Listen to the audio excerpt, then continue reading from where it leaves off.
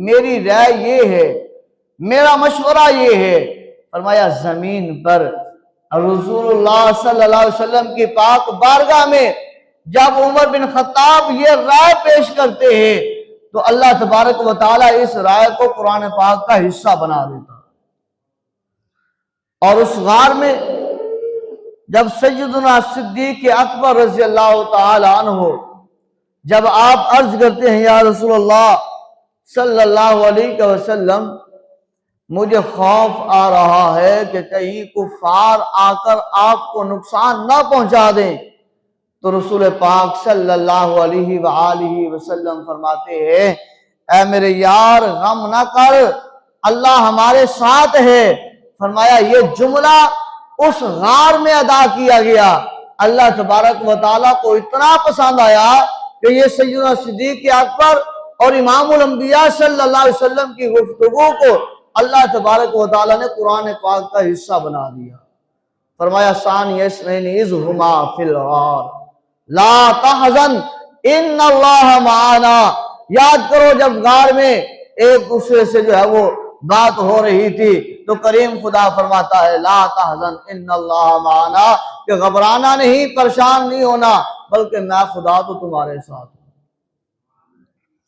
تو پتہ یہ چلتا ہے کہ جب بندہ تابع داری و فرما برداری کرتا ہے، حکم کو مانتا ہے، قرآن پاک کو پڑھ کر اس پر عمل کرتا ہے، رسول پاک صلی اللہ علیہ وسلم کے فرمان پر اپنی زندگی کو گزارنے کی کوشش تبدو کرنے لگ جاتا ہے، تو پھر اللہ تبارک و تعالیٰ یہ مراتب عطا فرما دیتا۔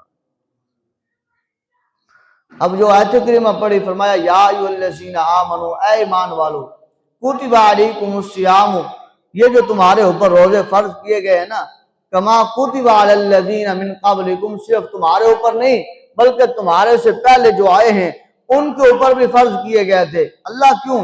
فرمایا لعلکم تتقون، تاکہ تم پرہیزگار متقی بن جاؤ۔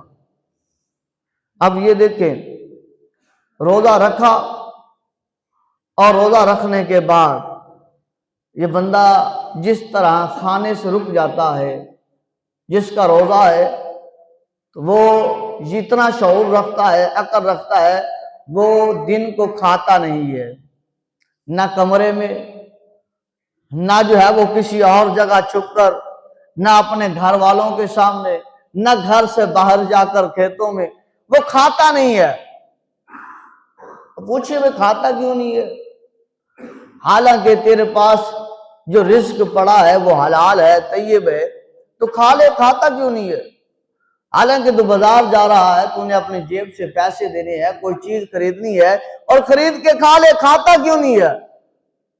تو کھیت جا رہا ہے، تیرا اپنا کھیت ہے، وہاں پر تو نے پھلوں کا درخت لگایا ہوا ہے، پھل کھڑے ہیں، توڑ لے کھا لے، تو کھاتا کیوں نہیں ہے؟ وہ اپنے عقل شعور کے ساتھ کہتا ہے کہ تجھے پتہ نہیں ہے کہ میرا روزہ ہے اور میں اس لیے نہیں کھا رہا کہ پھل بھرے جو ہے وہ میں نے لگایا ہے، درخت میں نے لگایا ہے، تب وہ میں نے کی ہے، میرے انڈر میں یہ درخت ہے، پھل میرے جو ہے وہ انڈر میں ہے، لیکن میں توڑ کر کھا نہیں سکتا اس لیے کیونکہ میرا روزہ ہے۔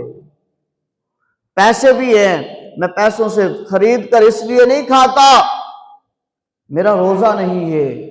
گھر میں نہیں کھاتا، بچوں کے لیے تو کھانا بنا پڑا ہے نا، تو گھر والوں کو کہیں بنا دیں گے، چاہے روزہ ہے، وہ کہے گا نہیں نہیں نہیں میرا روزہ ہے، میں نہیں کھاؤں گا۔ اور اسی طرح پانی کا معاملہ ہے، وہ پانی اسے کہیں کہ پی لے، عقل شعور والا کہے گا نہیں نہیں میرا روزہ ہے، میں پانی نہیں پیوں گا۔ اللہ اکبر۔ یہ ایک دو تین چیزیں ظاہری طور پر جس کے اوپر ہم سختی سے پابندی کرتے ہیں، کھانا نہیں، روزہ رکھا ہے، سحری کی ہے، اس کے بعد افطاری تک کھانا نہیں، ہم نے منہ بند کر رکھا ہے، پینا نہیں، ہم نے منہ بند کر رکھا ہے۔ شریعت کا مسئلہ بھی یہی ہے، ٹھیک بات ہے، ایسے ہی ہونا چاہیے۔ لیکن جہاں ہماری عقل سینس یہ استعمال ہو رہی ہے کہ کھانا نہیں، منع ہے روزے کی حالت میں، جہاں ہمارا عقل اتنا کام کر رہا ہے کہ پینا نہیں، روزہ ہے، منع ہے، وہاں ہم روزے کی حالت میں سود کا کاروبار کیسے کر سکتے ہیں؟